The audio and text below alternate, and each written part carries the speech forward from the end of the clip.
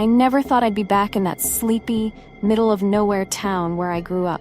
But when my mom broke her hip and my dad's arthritis got so bad he couldn't take care of her, I had no choice but to move back. As much as I hated leaving the city and my podcast behind, family came first. It was weird being back, to say the least. Nothing had really changed. Same old streets, same old houses, same old people. The only new thing was me. And it wasn't just the town that felt off. It was everything around it. Especially the birds. For as long as I can remember, there was this thing that happened every year. Around the same time, the birds would just stop. It wasn't that they'd migrate or anything natural like that, they'd just die. I'm talking dozens, sometimes hundreds of them. You'd find them lying on the ground, their eyes staring blankly into nothing, their wings crumpled like they just dropped mid-flight. No one ever talked about it. I thought maybe it was just something that happened and people got used to it. But this year, being back in town, I noticed something strange. The birds were acting weird before they died. It started with them gathering in large flocks, bigger than anything I'd ever seen. They'd sit silently on the power lines, watching, as if waiting for something. When they did make noise, it was this shrill, screeching sound that set my teeth on edge. It wasn't normal. I started noticing it everywhere. Outside my parents' window, at the grocery store, even when I was out for a jog. I'd see these flocks just sitting there, not moving, just staring. One night, I brought it up to my parents over dinner. "Have you noticed anything strange about the birds this year?" My mom paused, her fork halfway to her mouth. My dad looked at me, then back at her before he spoke. "It's always been like this, Amanda. You remember," he said, his voice low, almost like he didn't want to be overheard. "No, Dad. It's different this time. They're acting weird." He sighed and put down his fork. "You shouldn't worry about it. Just something that happens around here." That night, I couldn't sleep. The screeching of the birds outside was relentless. I got up, threw on a jacket, and decided to go for a walk to clear my head. I found myself heading towards the edge of town where the woods began. The birds were thicker there, their cries louder, more desperate. I followed the sound deeper and deeper into the trees until I stumbled upon something that made my blood run cold. The ground was littered with them. Hundreds of dead birds, their bodies twisted and broken like they'd fallen out of the sky. The smell was overwhelming, rotting flesh mixed with something metallic, something wrong. My stomach churned and I had to fight the urge to vomit. What the hell was going on here? Then, out of the corner of my eye, I saw something. Lights in the sky, bright and unnatural, moving in patterns that made no sense. I rubbed my eyes, thinking I was seeing things, but they were still there, getting closer. I was frozen, unable to move as they hovered above me, bathing the clearing in an eerie, pulsing light. The birds had gone silent. Suddenly, a deafening sound erupted from the sky, like 1,000 voices screaming at once, and the lights intensified. I tried to run, but my legs wouldn't work. The last thing I remember was the feeling of being pulled upward, like gravity had flipped, and then everything went black. When I came to, I was lying on a cold metallic surface. My head pounded and my vision was blurry. I tried to move, but my arms and legs felt like they were weighed down by cement. Panic surged through me as I realized I wasn't alone. Voices, soft and indistinct, murmured around me. I struggled to focus, my eyes darting around the dimly lit room. The walls were smooth and metallic, curving in unnatural ways that made the space feel disorienting. The lights from before flickered overhead, casting an eerie glow. I could barely make out figures moving in the shadows, all thin shapes that didn't move like anything human. Suddenly, one of them stepped into the light and I had to bite back a scream. Its skin was a sickly gray, stretched tight over a skeletal frame.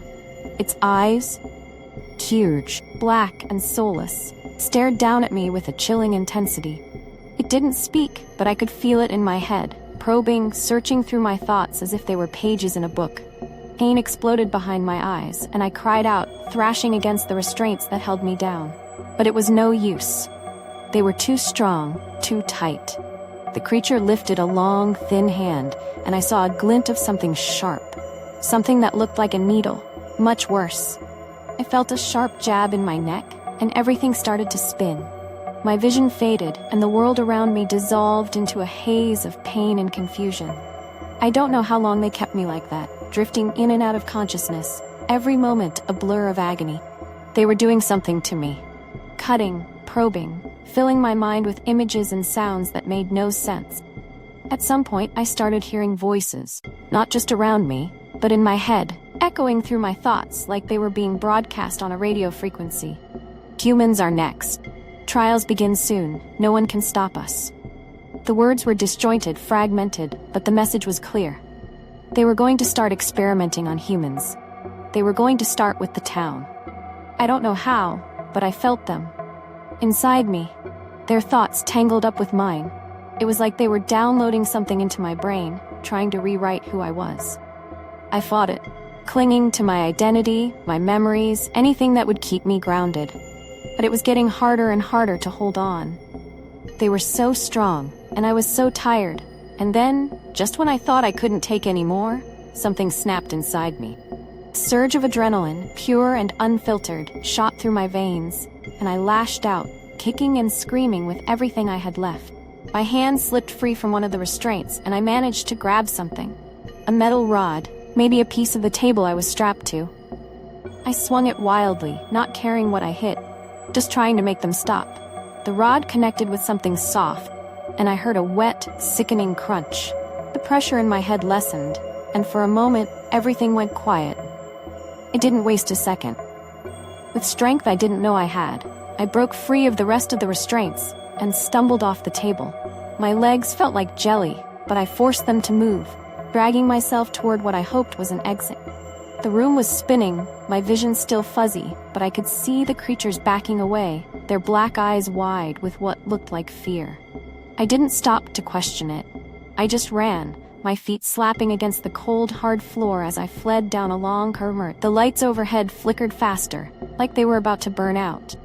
The voices in my head were screaming now, but I pushed them away, focusing on one thing: getting out. Finally, I saw it.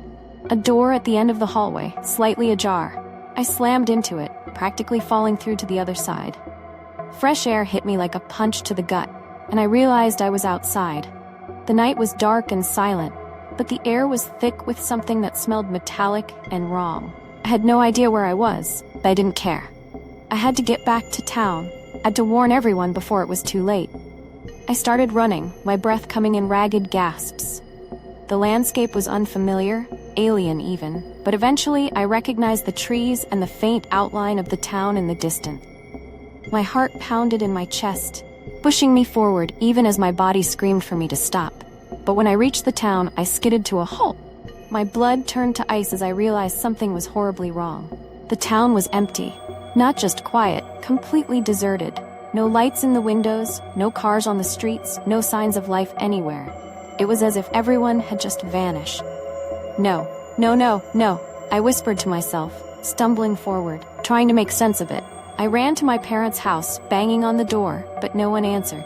I tried the neighbors, but it was the same. Nothing. The entire town was gone. I was too late. As I stood there, gasping for breath, trying to figure out what to do next, I heard something behind me, a low hum, like the sound of a machine powering up. I turned around slowly, and my heart sank. There, hovering above the town, were the lights. They were back, and this time, they were coming for me. I turned and ran, but it was no use. The lights followed, their beams sweeping across the empty streets, locking onto me like a predator tracking its prey. I knew I couldn't outrun them, but I had to try. I didn't know where I was going. Just away. Away from the lights, away from the town, away from whatever those things were planning to do next. My legs burned, my lungs screamed, but I kept running until I was back at the edge of the woods. That's when I saw it. Black SUV, parked at the side of the road. 2 men in dark suits stood beside it, their faces shadowed by the brims of their hats. They looked at me, and I knew instantly who they were, or at least who they worked for. "Stop," one of them called out, but I didn't listen. I veered off the road, back into the trees, but I could hear them behind me, their footsteps pounding against the ground, getting closer with every second. I don't know how much longer I can keep running. My body is about to give out, and the lights are still behind me, getting closer, getting brighter. I can feel the heat on the back of my neck, and the voices in my head are getting louder, more insistent. I have to warn someone, anyone. But there's no one left to warn. The town is gone. People are gone, and I'm the last one left. I don't know what's going to happen next, but I have a feeling it's not going to be good. I'm not sure how much longer I can keep this up, but if you're hearing this, if anyone is hearing this, you need to know. Stay away from this town. Don't come looking for me. Stay away. And if you see the lights, run.